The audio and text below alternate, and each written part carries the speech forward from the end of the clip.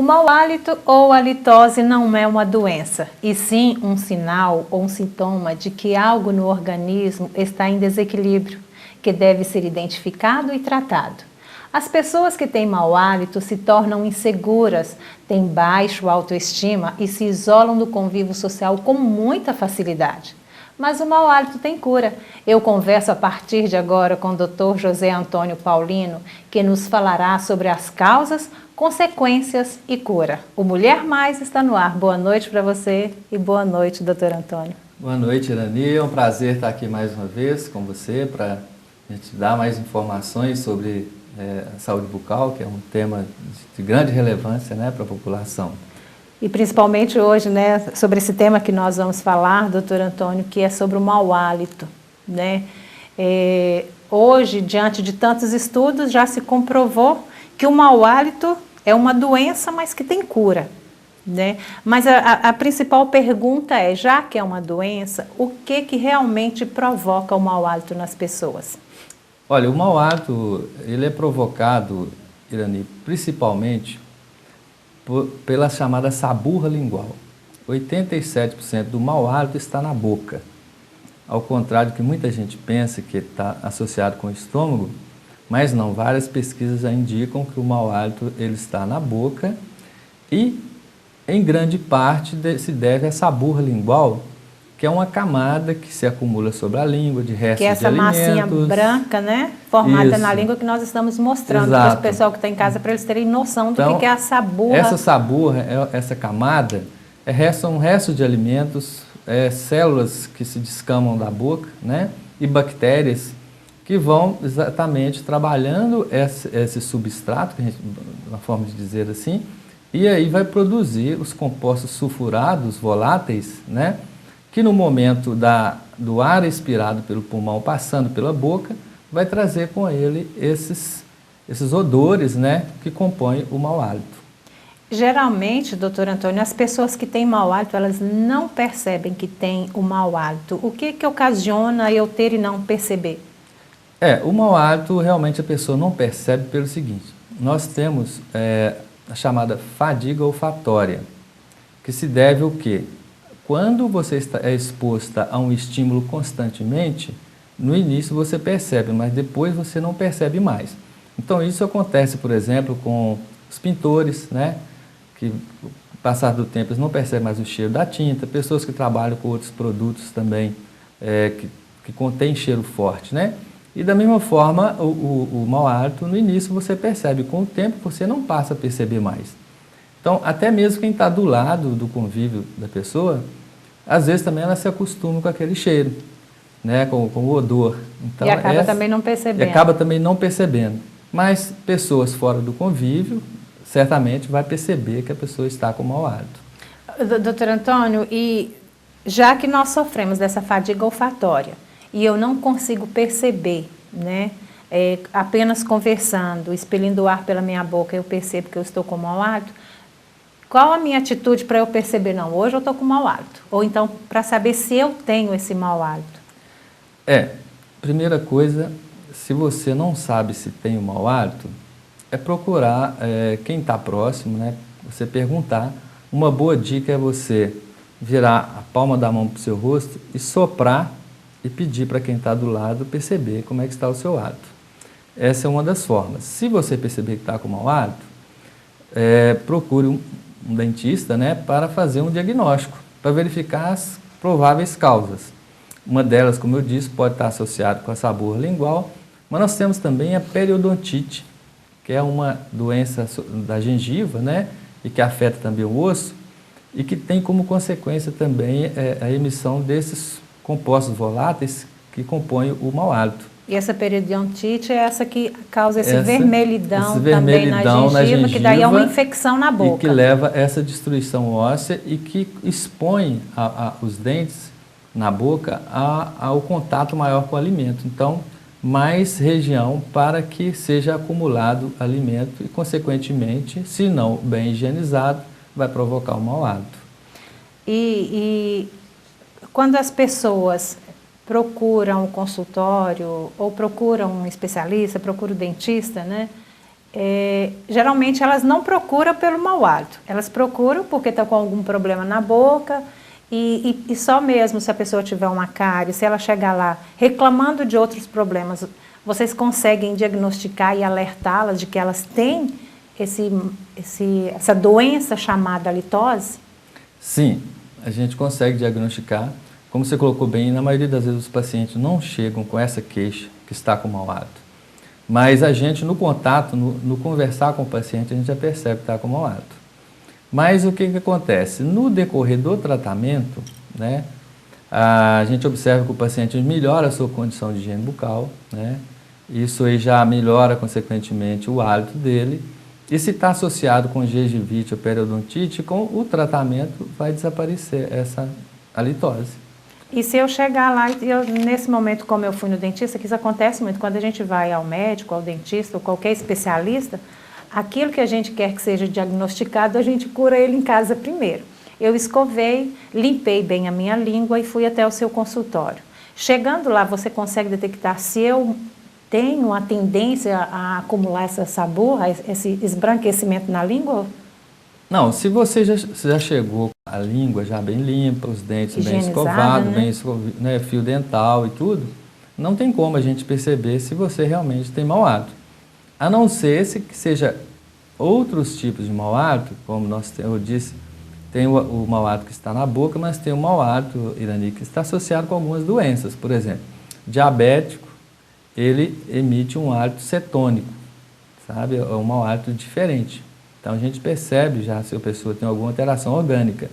Se ele tem problema renal também, um mau hálito também é característico. Pacientes, por exemplo, que estão fazendo tratamentos quimioterápicos, também o mau hálito também é característico. E o mau hálito do estômago, que é um percentual muito pequeno, pode estar associado com alguma úlcera, né?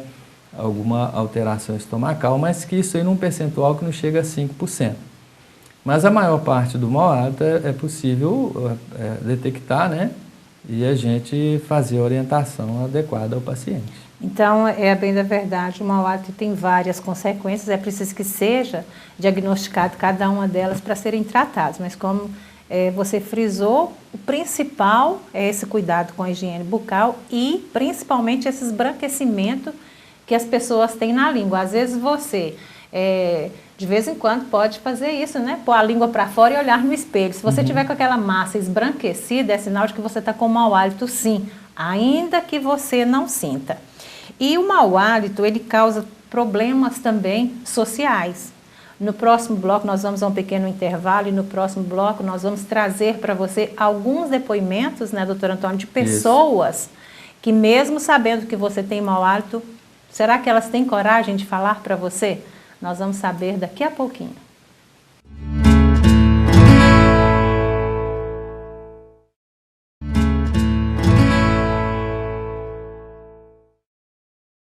Hoje estamos falando aqui no Mulher Mais sobre a halitose, né, o mau hálito, provocado por várias coisas, mas principalmente por essa língua esbranquecida que às vezes a gente, por uma questão de descuido ou de pressa, acaba não fazendo uma higiene bucal correta. Só que, doutor Antônio, nós fizemos uma enquete, nós fomos às ruas para saber o seguinte. Sim. Eu tenho coragem de falar para você que você está de mau hálito? Nós perguntamos, você teria coragem de falar para a pessoa que ela tem um mau hálito e por quê? Veja só a resposta que as pessoas nos deram. Olha, eu não teria coragem de dizer para a pessoa que ela tem mau hálito devido ao constrangimento que isso poderia causar, mas eu acho que é uma coisa que todo mundo que tem esse problema deveria saber. Eu não teria coragem não, mas quem sabe oferecer uma balinha assim, né? Tirar um pouco, disfarçar, ver se ela desconfia, faz um tratamento. Sim, eu teria coragem porque é uma situação muito desagradável e eu falaria para a pessoa se cuidar. Pelo que a gente viu, duas responderam que... Duas responderam que não, respondeu que sim. E uma respondeu que sim. Essa questão de você falar com o outro que ele está com mau hálito, ela é uma questão muito complexa, eu acho, sabe? Porque a pessoa pode se sentir muitas vezes constrangida de ser observada sobre ela, né? E principalmente a questão do hálito, né? E tem pesquisas que indicam, inclusive, que em torno de 60%, a Associação Brasileira de Halitose fez uma pesquisa, e 60% dos entrevistados disseram que se fossem alertados, eles não achariam ruim. Eles ficariam um pouquinho constrangidos, somente. Só naquele momento ali que a pessoa alertasse também, eles iriam né? até, na verdade, serem gratos, porque você alertou, é um ato de amor para com o outro, né? Seja pessoa da família ou pessoas próximas do seu convívio, você alertá-lo com relação a isso, devido às consequências que o mau hálito traz para a vida de quem tem. É porque, só que geralmente o que acontece é o seguinte, quando a pessoa percebe que a outra tem mau hálito, ela jamais fala para ela. O que ela faz? Ela vai falar para o vizinho, para o amigo, para quem está próximo ali, aquela coisa toda, não, sai de perto de fulano porque ele está no mau hálito, que eu não estou aguentando. E acaba se afastando da pessoa. Provoca o isolamento da pessoa, o isolamento social. O que isso aí é o pior castigo que você pode dar para alguém, é você isolar aquela pessoa. E o que é pior é ela não saber por que está acontecendo isso, né? Outras vezes ela serve de piadinha, ela está passando, começa a formar aqueles grupinhos dando risadas e apontando para a pessoa, ela não sabe por quê. Ela pensa que é por causa do cabelo, que é por causa da roupa, né? E muitas vezes, porque quando você está reunido com a pessoa ao redor da mesa, não tem como, o seu hálito se espalha enquanto você conversa, e aquilo as pessoas só vão se afastando, chegando cada vez mais para trás, né? E tem pessoas que não têm o desconfiômetro de perceber isso, e os que estão próximos também não têm audácia de falar. Exatamente. Então é importante essa questão de você ser sensível ao outro e chegar perto, né, e falar, né, de uma forma bem discreta, que o hálito não está muito agradável. Às vezes você pode também, de vez em quando, andar com uma balinha de hortelã, alguma coisa assim, para entregar para a pessoa, para, de repente, ela suspeitar que, de repente, o hálito não está muito agradável, né? E como, às vezes, você tem que... O recurso que nós temos de comunicação é a fala, né? Através da fala que a gente se comunica, se interage. Então, é importante que esse hábito seja agradável. Mas você falou aí da balinha de hortelã, e tem pessoas que têm o hábito de carregar sempre uma bala, um chiclete, para eliminar o mau hálito. Mas já que o mau hálito ele vem principalmente de resíduos alimentares que ficam na nossa boca, quando eu coloco açúcar na minha boca, eu não estou proliferando esse mau hálito? Não, eu não estou indicando que a pessoa deve usar a balinha, né, como um recurso para o mau hálito. Né? Só no sentido de, só momentaneamente, né, você conseguir passar por aquele então, se alguém te oferecer balinha na rua, já sabe que você está com mau hálito. É uma situação E o melhor é pegar uma escova dental, um limpador de língua e se cuidar, porque é sinal de que a coisa está brava. Então, é muito comum as pessoas, quando estão aí na paquera, quer dizer, tá com um house ou uma outra balinha ali, acaba oferecendo para um e para outro, né? Isso aí é muito comum a gente ver no dia a dia. Mas a ferramenta que nós temos mais adequada para combater o mau hálito, Irani, é a escovação adequada, o uso do fio dental e o uso do raspador de língua. Você pode usar também, associado aí, um bochecho, né? Nós temos várias soluções de bochecho no mercado aí hoje para atender aos diversos gostos. Mas, no entanto, não deve ser usado de uma forma frequente, porque também causa alteração da flora bacteriana natural, né, da boca, que também é uma flora de defesa. Então, nós temos células que provocam o mau hálito e provocam outras doenças, nós temos também bactérias, né, que provocam, que levam também a defesa para o organismo. Ô, doutor Antônio, mas digamos assim, alguém me alertou, ou eu percebi que de qualquer forma eu tenho um mau hálito, procurei o dentista, né? Você, naquele momento, quando você diagnostica a minha boca, dá para você saber se isso vem da minha boca ou se é alguma outra patologia que eu tenho no organismo que está provocando isso, ou são feitos rastreamentos para se chegar às causas do mau hálito? Primeira coisa, como já está comprovado que o mau hálito, quase 90% se vem oriundo da boca, então nós temos que direcionar para a boca para ver se tem gengivite, periodontite, se tem cáries, se tem restaurações mal adaptadas e a saburra lingual.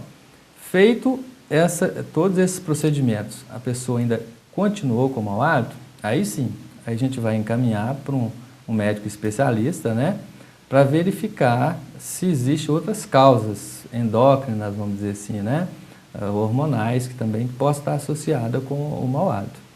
Mas, primeiramente, a pessoa deve passar pelo dentista. Ele que é o profissional responsável, né, para tratar, né, como eu falei, a maioria do mau hálito.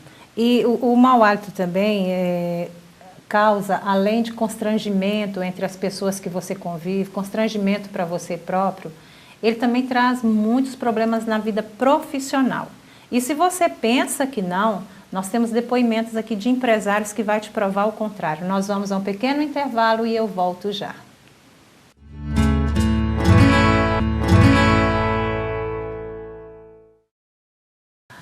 Nós estamos aqui falando sobre o mau hálito e no decorrer da nossa entrevista a gente está percebendo que o mau hálito é um mal que não afeta só você, afeta o seu relacionamento, afeta o seu trabalho, afeta as suas amizades, aonde quer que você vá.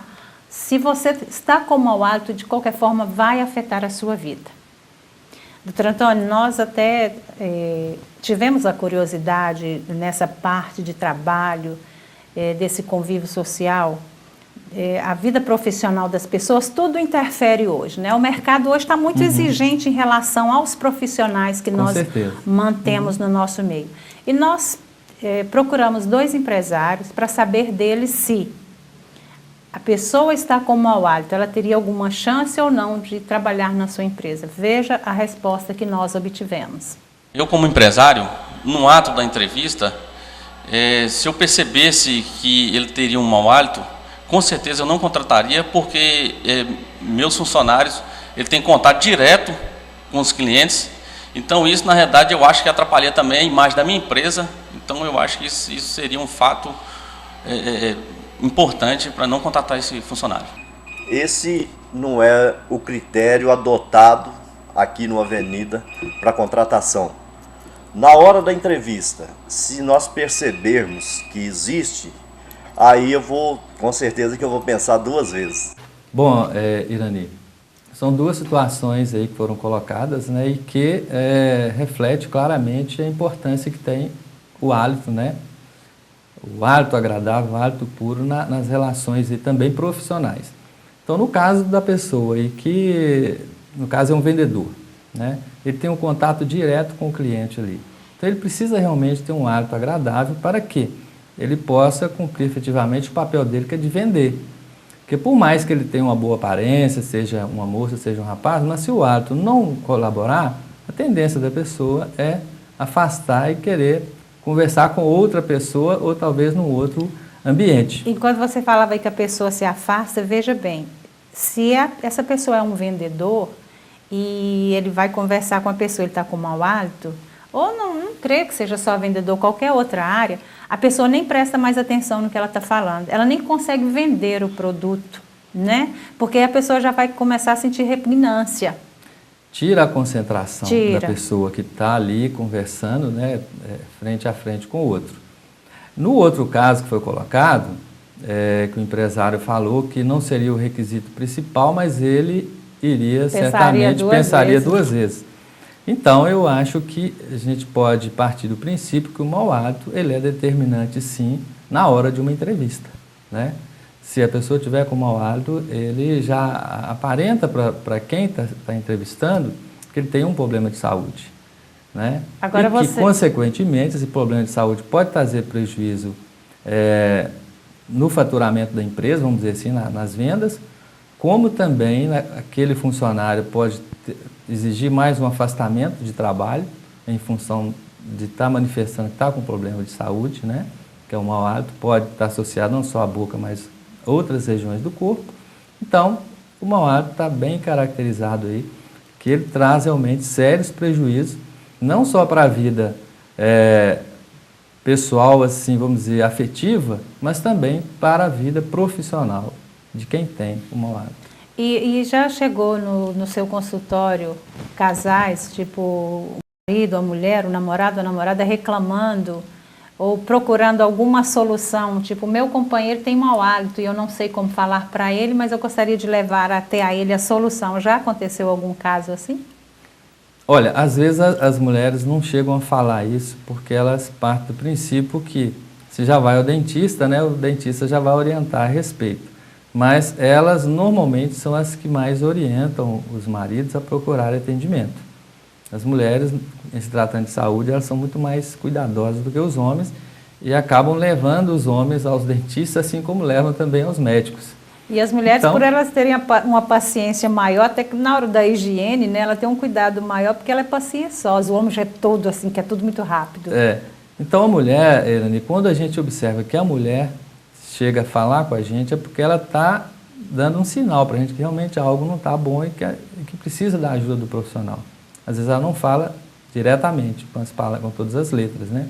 Mas acaba deixando subentendido que tem um problema que precisa ser tratado. E por falar em problema, doutor Antônio, de tudo que nós falamos aqui, acontece também o seguinte, nós temos a pergunta de um telespectador, que olha a pergunta que ele nos faz. Por que, mesmo quando as pessoas escovam os dentes para dormir, acordam com mau hálito? O mau hálito, ele tem, a gente chama de mau hálito patológico, que é esse que é causado por esses problemas que eu falei, né, uma língua saburrosa, cárie, gengivite.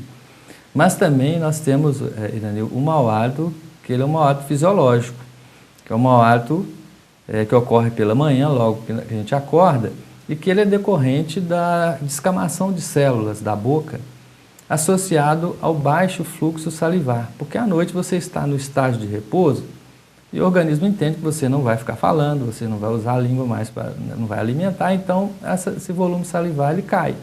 Então, consequentemente, se na boca ali tem as bactérias, como eu disse, que vão trabalhar ali aquelas células que descamaram da boca, algum resto de alimento que tenha permanecido ali, e você terá aquele mau hálito pela manhã.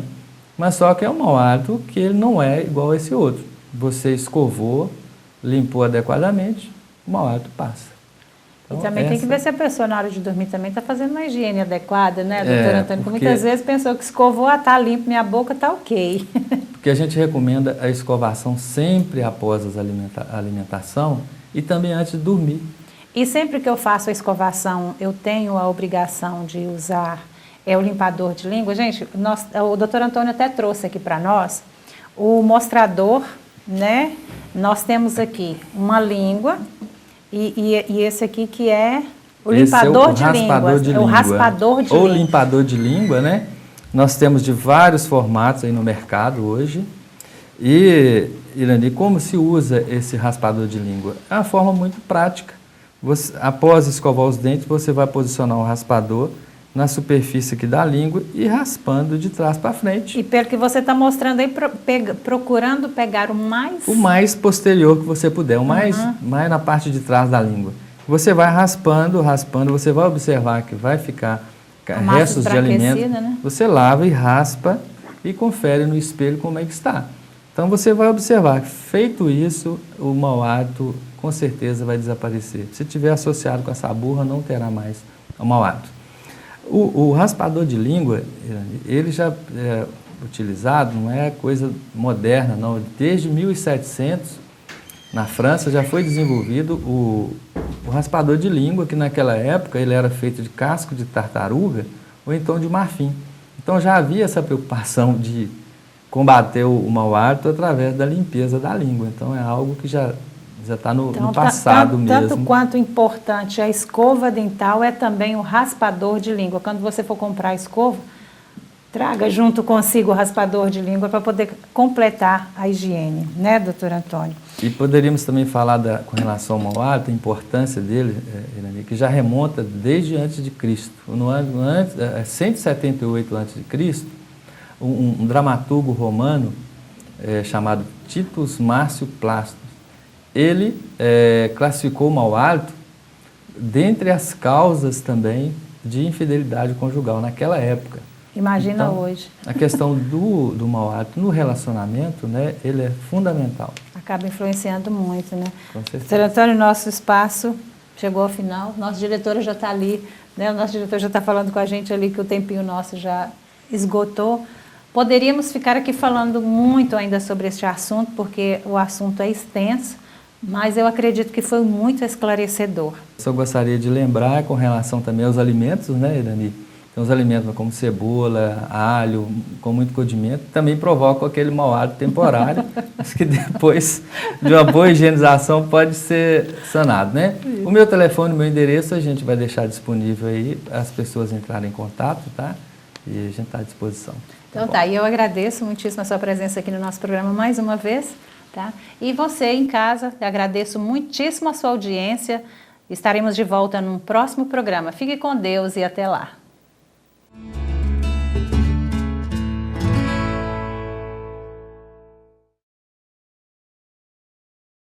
Apoio Cultural, Construbase, Supermercado Avenida, Lojas Azevedo e Águida Joias, o Rei das Alianças.